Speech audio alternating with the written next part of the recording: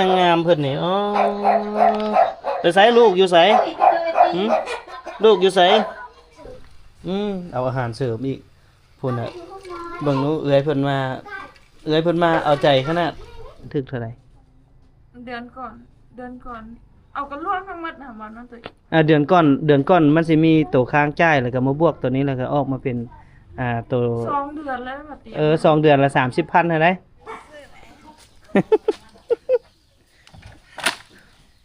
โอ้บัดเอาขึ้นเฮ็ดอะไรขี้ขึ้นเลยตัวนี้เป็นบ้านยังตัวนี้บ้านนั่งผ่าตัวนี้ได้อันนี้วะเตะกี้แบบเขาเฒ่าแต่เดี๋ยวนี้บ่แม่นพี่น้องละแม่บ่ก็ยังแม่นอยู่เนาะแม่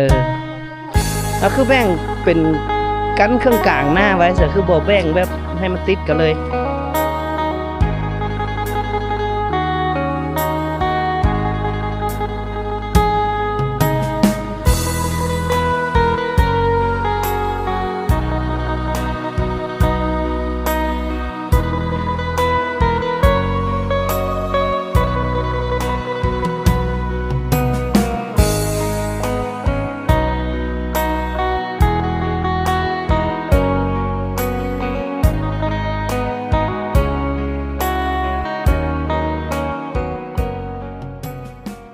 สบายดีนะท่านผู้ชมพบกับบ่าวแต่งคำนากายก่อนที่จะเข้าเรื่องราวบ่าวแต่งคำขออนุญาตอธิบายเรื่องราวในมื้อนี้ให้พี่ให้น้องได้เบิ่งได้ชมได้รับรู้นำกันซะก่อนเนาะคือน้องตีแล้วก็น้องใต้น้องเตยน้องตุ้ยแล้วก็น้องนีนี่เนาะเป็นลูกกำพร้าซึ่งในเมื่อก่อนแม่เพิ่นได้เป็นโรคมะเร็งแล้วก็เสียชีวิตไปเนาะแต่แม่เสียชีวิตได้บ่ฮอด7 มื้อพ่อของเพิ่นก็อยากแต่งงานใหม่แล้วก็ขายข้าวทั้งเบิดเลยเนาะพี่น้องเพื่อจะเอาไปแต่งงานหลังจากพ่อแต่งงานใหม่เป็นที่เรียบร้อยแล้วน้องนีผู้เป็นเอื้อยกกนี่ก็ไปเฮ็ดเวียกอยู่ต่างเมืองทิ่มให้น้องทั้ง2 คนต้องใช้ชีวิตอยู่ตามลำพังอยู่มาได้เพียงเดือนเดียวอ้ายน้องของเขาเจ้าก็แตกไปอยู่นำหลายๆคนเนาะที่เอาไปเลี้ยงแล้วหลังจากนั้นน้องตุ้ยผู้ที่เป็นน้องสาวของน้องนีนี่แหละไปเอาน้องมาทั้งหมดเลยเพื่อมาอยู่เฮือนของตัวเองเพราะว่าเฮือนของเพิ่นก็สิบ่มีผู้อยู่เพิ่นว่าจะเป็นตายหายดีแบบใดก็สิเอาน้องกลับมาอยู่ในเฮือนแห่งนี้คันซั้นแล้วมีชาวบ้านและก็หลายๆคนที่ส่งเข้าไปหาบ่อเตียงว่าให้เข้ามาช่วยเนาะฉะนั้นแล้วบ่อเตียงจึงได้เข้ามาดูแลชีวิตการเป็นอยู่ของเด็กน้อยทั้ง5 คนนี้แล้วก็ส่งเสียเลี้ยงดูทั้งเงินคำในการไปโรงเรียนอีหยังต่างๆเนาะบ่อเตียงคำเป็นผู้จัดแจงให้เพิ่นเบิดแต่ว่าบ่อเตียงคำบ่ได้นำเสนอตั้งแต่เบื้องต้นเนาะเพราะว่าบ่อเตียงบ่อยากออกคลิปให้หลายๆคนได้รับรู้แต่มาฮอดมื้อนี้ชีวิตของพวกเพิ่นดีขึ้นหลายแล้วบ่แต่งคำจึงมานำเสนอภาพบรรยากาศวิถีชีวิตของเพิ่นให้พี่ให้น้องได้เบิ่งได้ชมนำกันซึ่งภาพบรรยากาศจะเป็นจังไดนั้นฝากท่านผู้ชมติดตามรับชมไปพร้อมๆกับบ่แต่งคำนากายได้เลยทักทายสบายดีกันอีกครั้งนึงพี่น้องกับบรรยากาศเส้นทางเข้าไปยังบ้านเมืองยมราชแขวงขมวนซึ่งวันนี้บ่แต่งคำก็เดินทางไปหาเด็กน้อย2 คนพี่น้องเบิ่งเถียงให้เถียงหน้าเพิ่นคักไป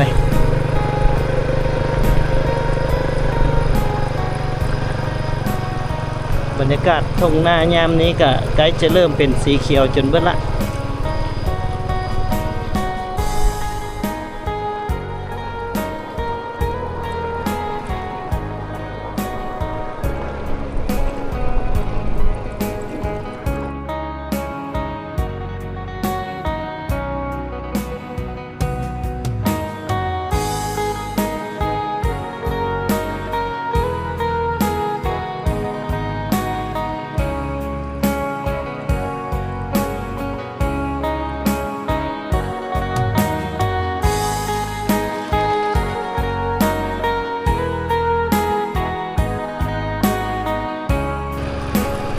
ำหน้า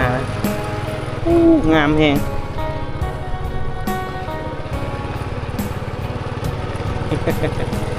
โอ้ดำตะกะลกกาแล้วก็ดำกาเลย โอ้คักตรงนี้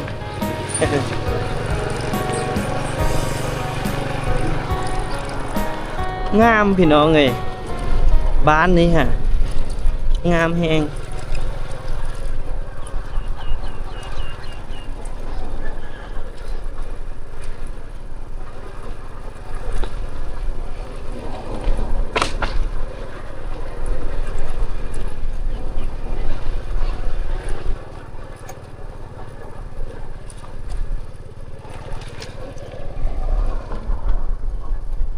บรรยากาศสุดยอดเลยเด็กข้างแยงไปเพื่อนอะไรดิ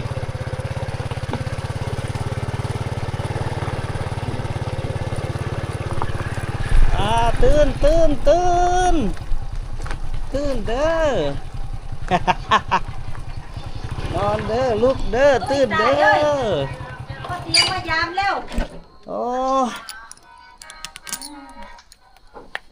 บ่คือสิม่วนขนาดเอ้ยค่อยบอกดูฟังลำมหาไซ ฟังลำมหาไซไซพวกเฮาฮะมาเบิ่งดูปักมาโหโตดเลยได้ น้ำอยู่ โตดมาใส่เลยได้ปักนางงามเพิ่นนี่อ๋อไปใส่ลูกอยู่ไสหืมลูกอยู่ไสลูกไปไส ลูกเล็กตายแล้วตัวนึง ฮะตายแล้ว เอ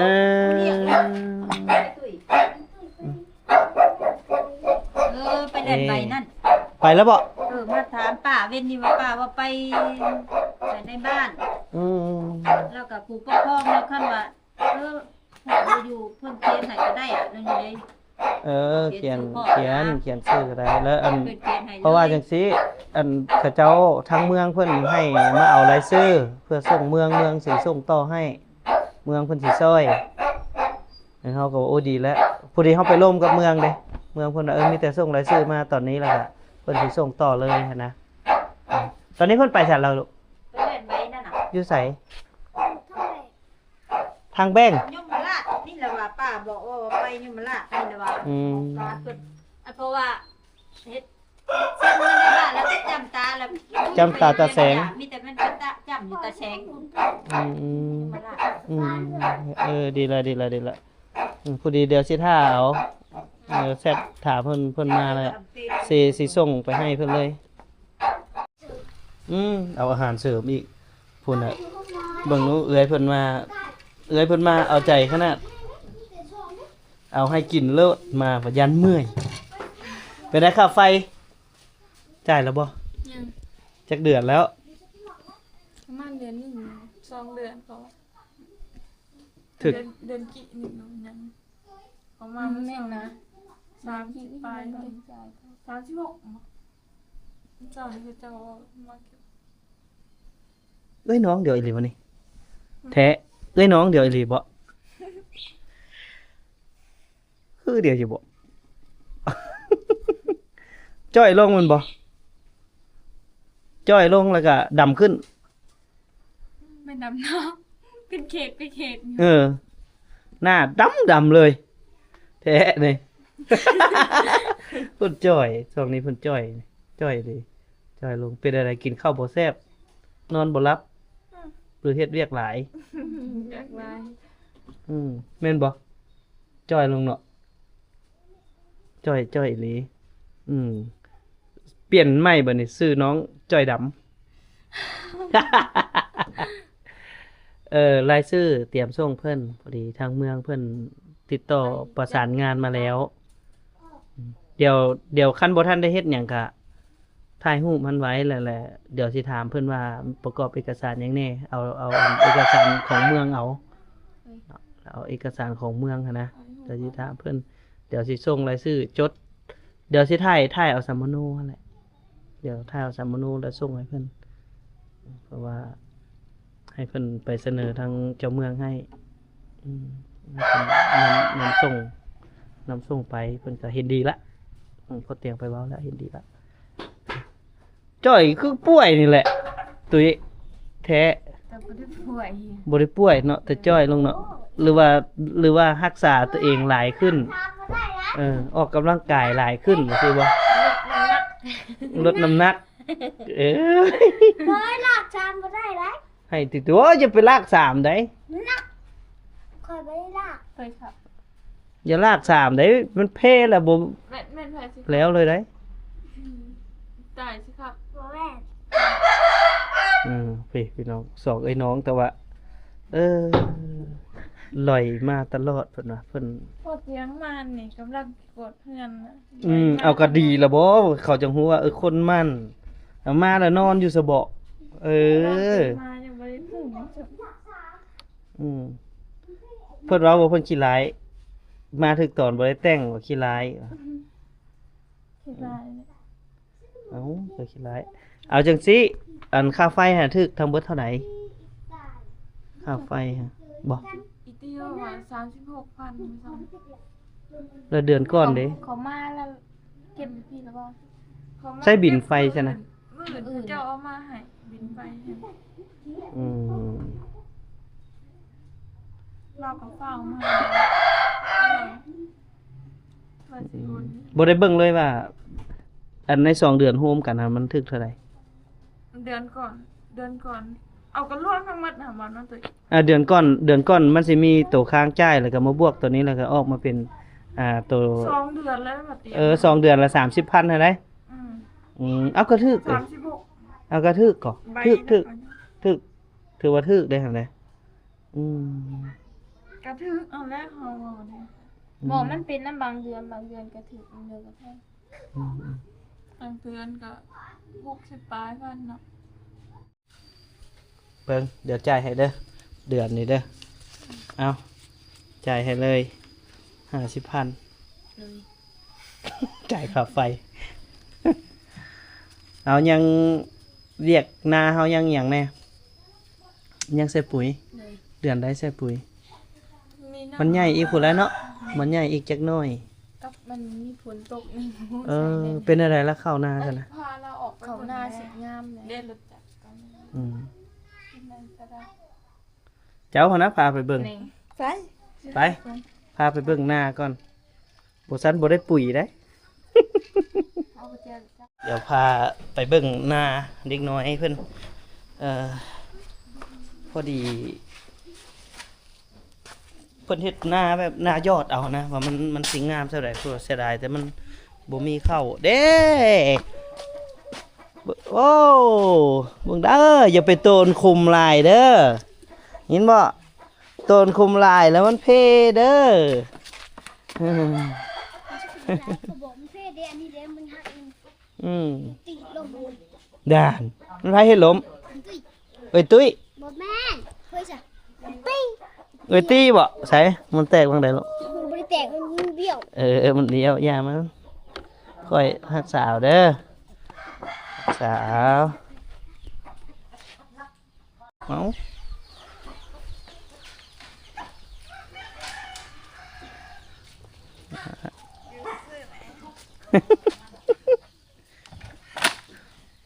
โอ้บัดเราขึ้นเห็นอะไรขี่ขึ้นเลย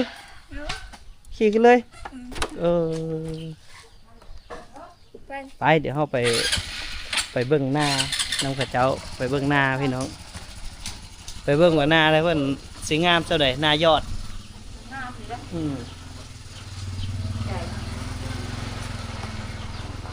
ไปดูหน้ายอดไปเดี๋ยวเราไปเบิ่งหน้าเด็กๆคนก่อนเพิ่นเฮ็ดหน้ายอด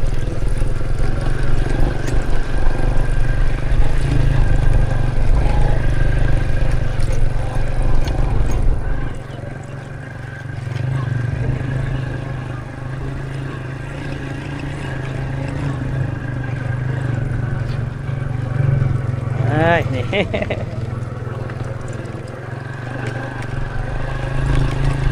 แถวนี้ดำเอาแถวนี้เดี๋ยวเราไปเบิ่งหน้าข้าเจ้ากันพี่น้องว่า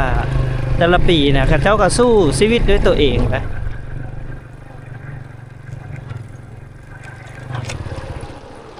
นี่สบายนี่ลกกาอยู่นี่แล้วก็ดำอยู่นี่เลยเนาะ ลกกาก็อยู่นี่ลกอยู่นี่ดำอยู่นี่เลยโอ้คักหลายคักหลาย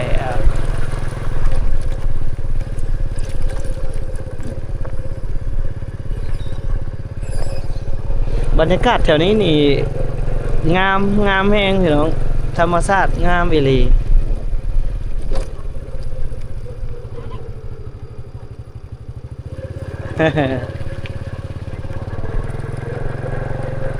ของเมือง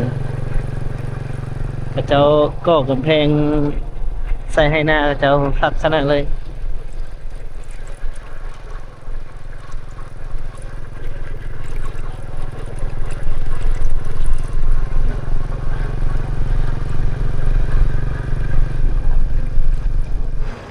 อ่อนละ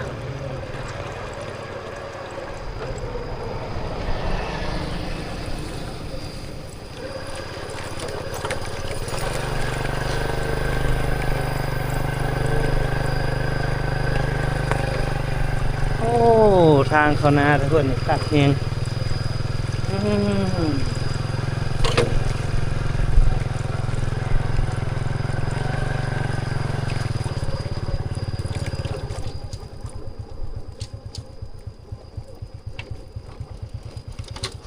อึ๊บ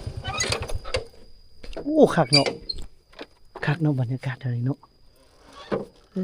อันนี้บอกว่าเขาว่าผาน้อยฮะ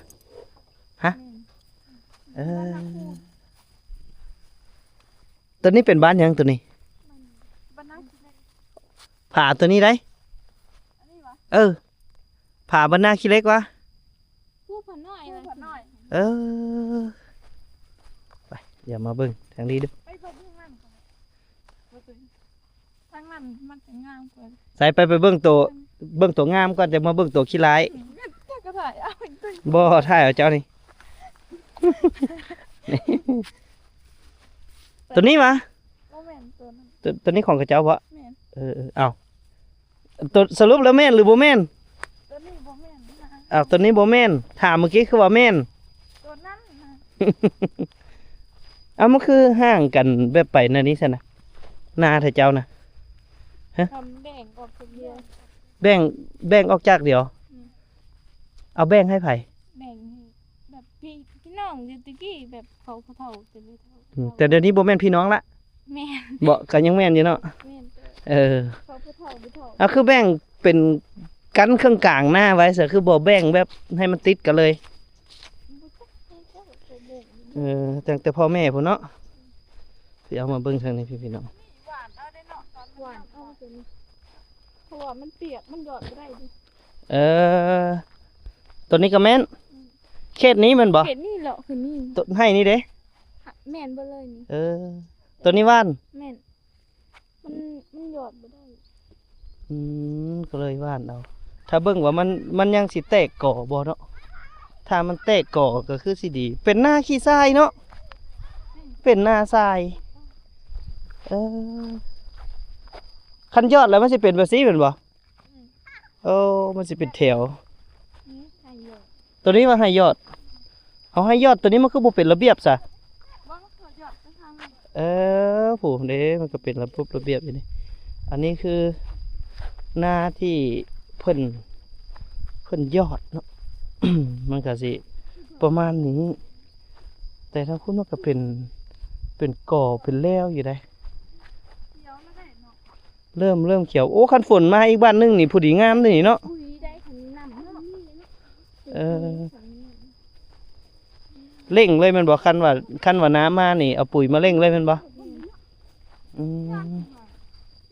อนที่เราไม่มีใส่หยอดนะมันกำลังเป็นงัวกลัว คันงัวเข้ามากินแน่แล้วแมันบ่นี่ แม่น โอ้ตัวควายฮอดใสนาพวกเจ้า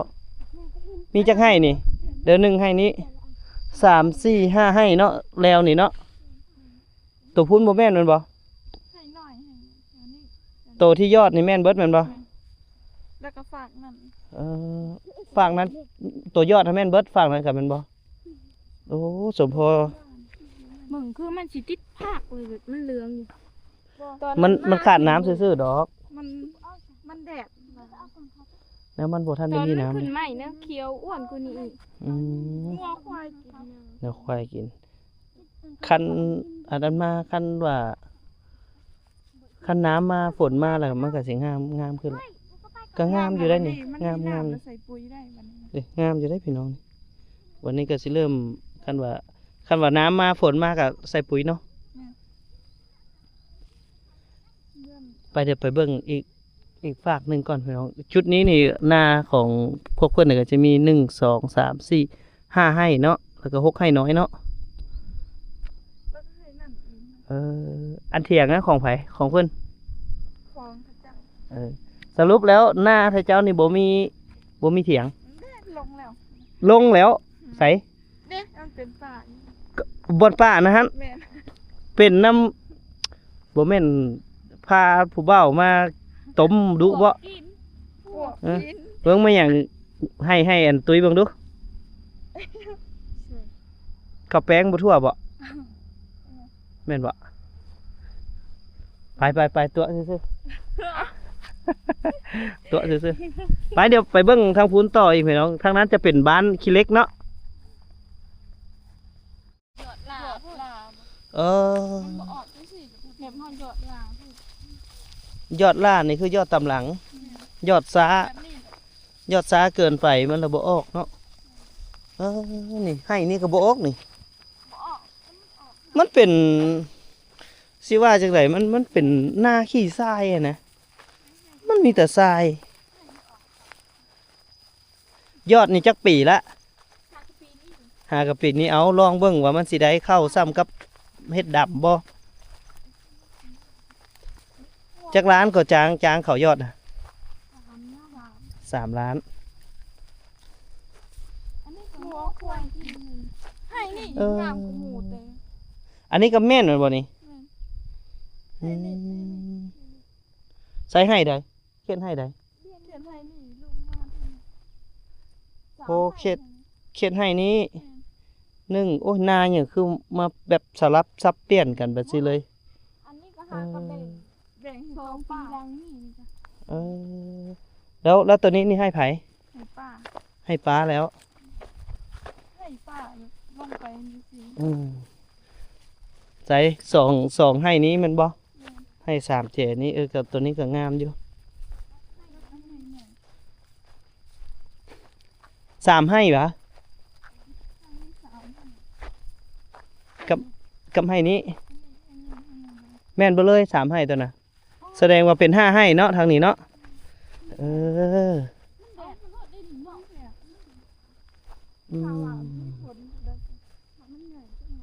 มาพวกนี้เดี๋ยวหมอบอกตายไปละ แบบว่ายอดไปแล้วแหละน้ำฝนพบ่ตกอะนะถ้าว่ายอดไปแล้วมันขึ้นไปสิละฝนมาแล้วมันจะงามเพราะว่ามันต้องได้ท่าฝน มันบ่มีระบบชลประทานฮะมันต้องได้ท่าแบบน้ำฝนธรรมชาติแบบสินะมันก็เลยยุ่งยากสมควรเลย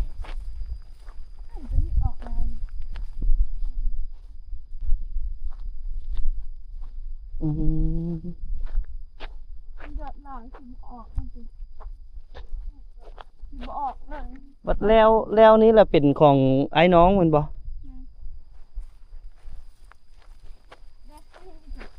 โอ้สลายน้องวัวควายมันเหลือแล้วแหละ มันเหลืองัวกับควายกิน มึงห้อยตีนมาคิดว่าเอามาไถใช่หรออันนี้คือหน้ายอด แต่พวกคนว่ามันก็แบบว่ายอดแล้วครับเขาเจ้ายังพนันได้เห็นหัวนะตัวควายแล้วมากินคักอยู่ ยอดนี่ก็คักอยู่ ต้นเฮียงเบิดเลย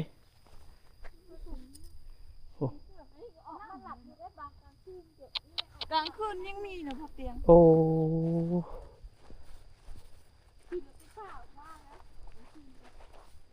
มาจอบเบิ่งมันนี่เนาะ ให้นี่เขียวเลยเนาะเขียว ได้สมันขั้นฝนมานี่ก็ยังขึ้นอยู่ได้นี่ได้นี่ก็ งามอยู่เอา บ่เคยหยอดสักที ลองเบิ่งว่าปีนี้ ปีกายนี่ได้เข้าจักเป๋า เจ้าค่ะเก้าก็สิ ปีกายนี่ได้20ปลายถ้าเบิ่งปีนี้มัน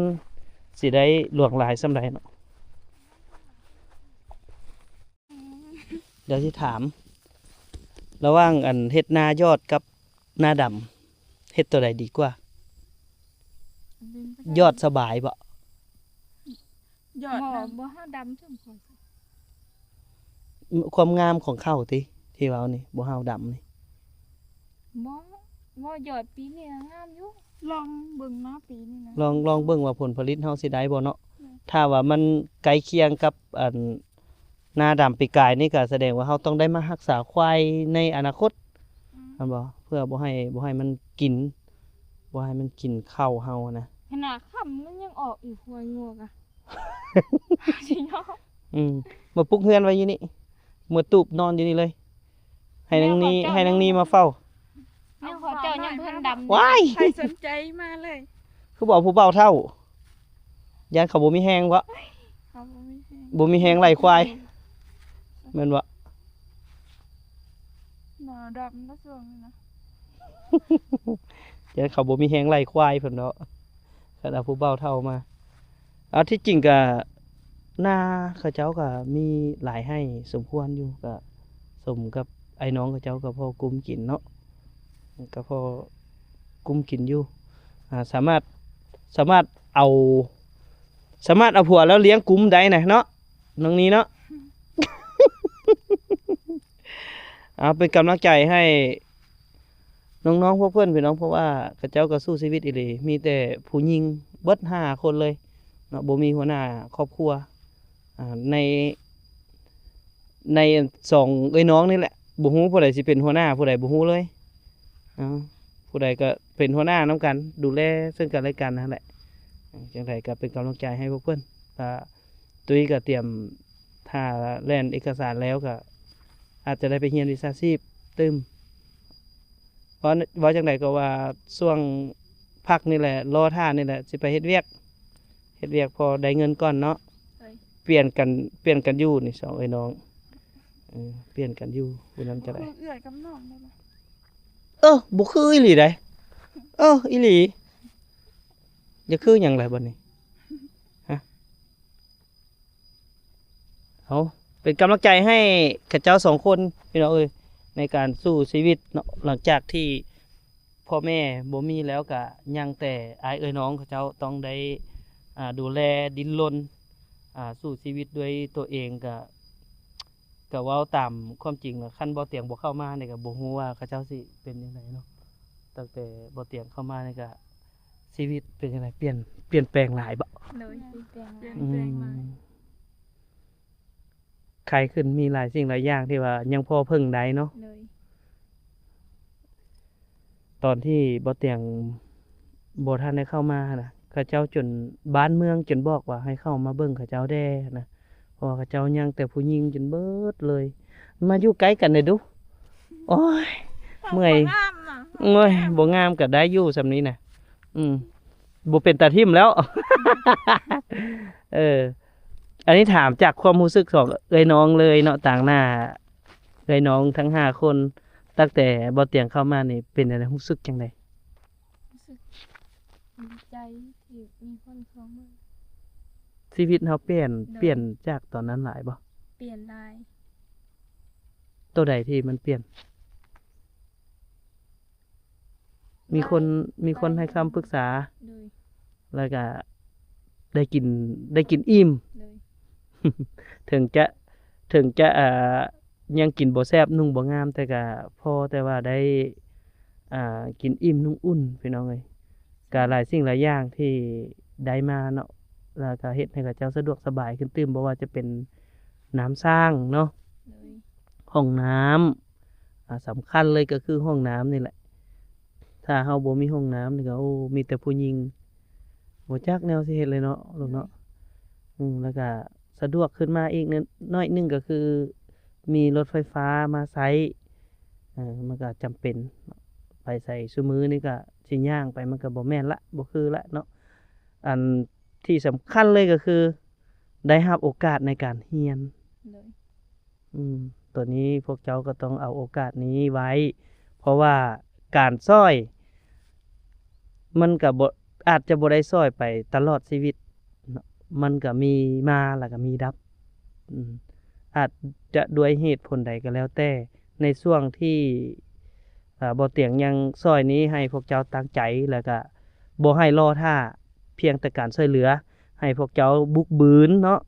ให้พวกเจ้าบุกบืนสร้างความเข้มแข็งให้ตัวเองแล้วก็กุมตัวเองกุมน้องนุ่งให้ได้ให้เอาโอกาสนี้ไปเรียนรู้เด้อเอาโอกาสนี้ไปเรียนรู้เพื่อพัฒนาตัวเองในการสร้างสาครอบครัวของเพิ่นพี่น้องเอาเดี๋ยวบ่เตียงคำก็สิได้จบไว้ซ้ำนี้ก่อนล่ะพี่น้องเอ้ยก็มาเยี่ยมให้เยี่ยมนาเพิ่นก็ถือว่าเด็กน้อยนี่ก็สู้ชีวิตอีหลีเนาะถึงว่าพ่อแม่สิบ่มีแต่เขาเจ้าก็ยังบ่ได้ไปขอข้าวคนอื่นได้เขาเจ้าก็ข้าวเขาเจ้านี่กุ้มแม่นบ่ข้าวเขาเจ้าก็ยังกุ้มกินแล้วก็ดูแลน้องด้วยตัวเองเนาะน้องๆเขาเจ้า5คนดูแลตัวเองได้จังไดก็เป็นกำลังใจให้ครับน้องนี่แล้วก็น้องตุ้ยแล้วก็อายเอ้ยน้องเพิ่นทั้ง5คนเนาะเดี๋ยวบ่เตียงคำขอจบไว้ซ้ำนี้ก่อนสำหรับ EP นี้ไปก่อนเด้อสบายดีไปก่อน